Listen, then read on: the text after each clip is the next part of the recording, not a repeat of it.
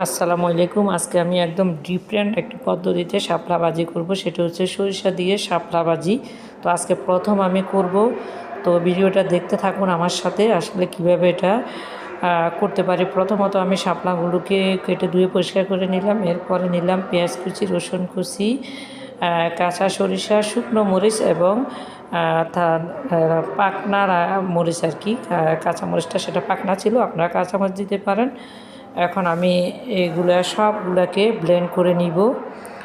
আসলে সব সময় তো একভাবে শাপলা ভাজি করি, আজকে একটু ডিফারেন্ট অন্যভাবে ভাজি করার চেষ্টা করতেছি।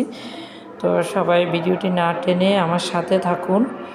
তো প্রথমত আমি একটি প্যানে তেল গরম দিব। তো সেই তেলের মধ্যে আমি এই যে ব্লেন্ড করা মশলাটা দিয়ে দিলাম। এখন আমি এগুলাকে ভেজে নিব। একটু পানিও দিয়ে দিব যাতে মশলার যে কাঁচা গন্ধটা আছে সেটা যাতে না থাকে।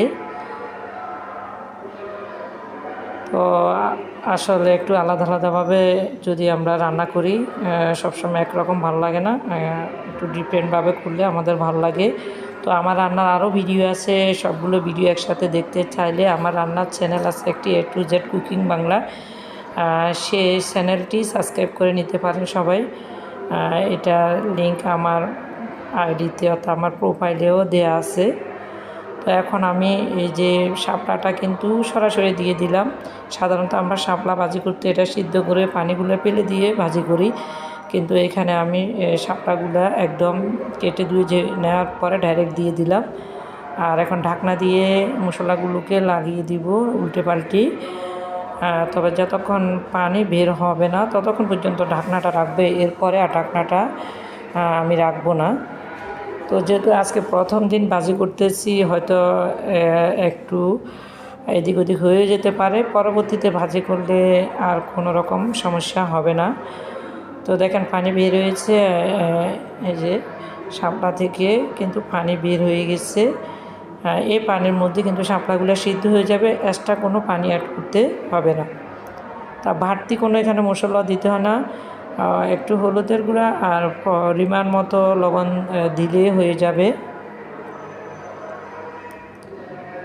তো এখন আমি আরেকটু ঢাকনা রাখলাম পানি আরেকটু বের হওয়ার জন্য। এই যে পানি বের হয়ে গেছে, তো আর ঢাকনার মনে হয় প্রয়োজন নেই। এই পানিগুলোর মধ্যে কিন্তু শাপলাটা সিদ্ধ হয়ে যাবে, ভাজিও হয়ে যাবে। তো এখানে সরিষা বাটাটা দেওয়ার কারণে সরিষার একটা আলাদা স্মেল পাওয়া যাচ্ছে। তো সেই জন্য চিন্তা করতেছি নিশ্চয় ভাজিটা অনেক মজা হবে।